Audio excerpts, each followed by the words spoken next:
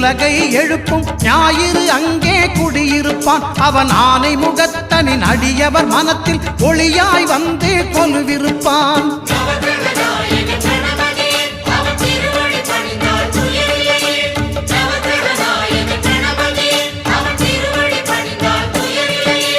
ஒன்பது கோளும் ஒன்றாய் காண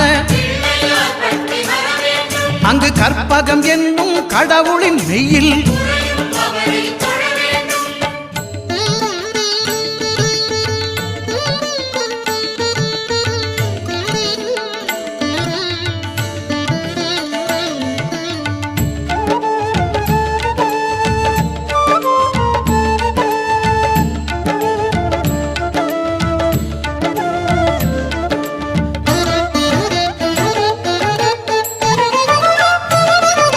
திங்கள் பகவான் திருமுகம் காண